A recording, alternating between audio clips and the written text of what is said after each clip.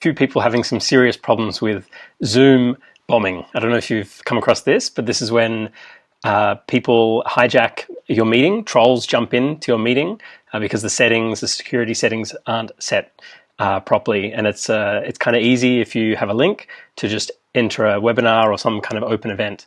And then it's difficult for the person moderating to handle the situation. So I wanted to quickly go through how you can update and change the settings so that so that you and your meeting and webinar or whatever you're doing are protected. I've had a few clients ask me about this, and so I thought I'd just quickly film a video to take you through it. So we're at Zoom now, and the first thing you need to do is you log in. So I've logged in already, and then you can go to Settings,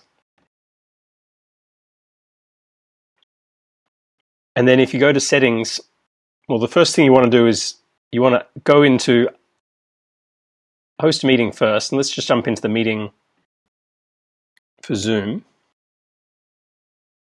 We'll open up Zoom.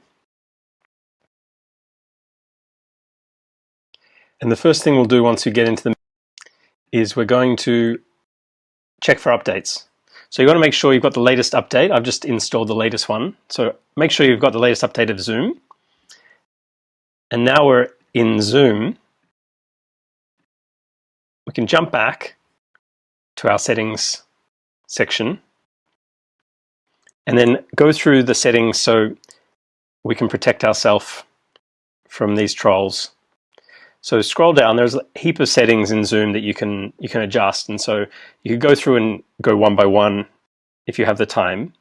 But the ones that I'm just going to highlight here, you want to make sure that no one can join before the host joins, which I assume is going to be you. Now, these settings depend a lot on what you have in mind for your use of Zoom. So it just depends if you're going to be doing an open webinar or if you're doing one-on-one chats with colleagues or clients or something like that.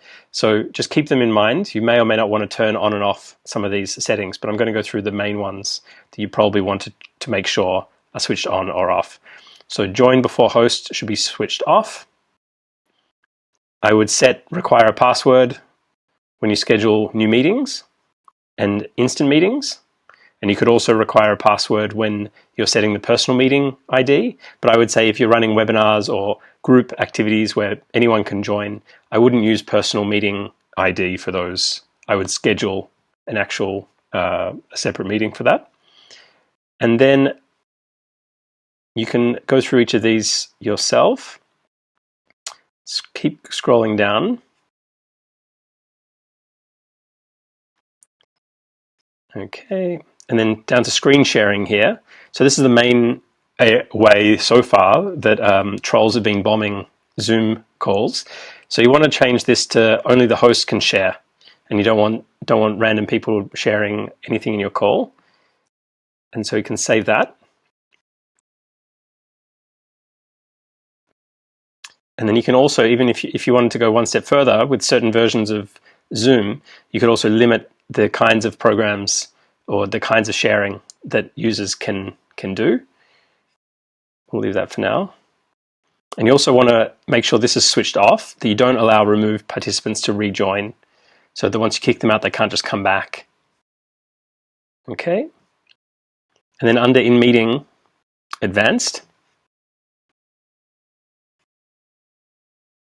keep scrolling down. And you want to turn on the waiting room here. And so that people who want to join the meeting need to be added in by the host himself or herself or themselves. So it's not up to the individual to just jump into the meeting, but the host has to let them in. And while they're waiting, they'll just stay in this separate room. So make sure that's turned on. Okay. And then also just a little one, if you're using iOS, you can also switch on this. If anyone's using iOS, when they switch tasks, it won't share, it won't open or show for the viewer what they have open in the other windows there.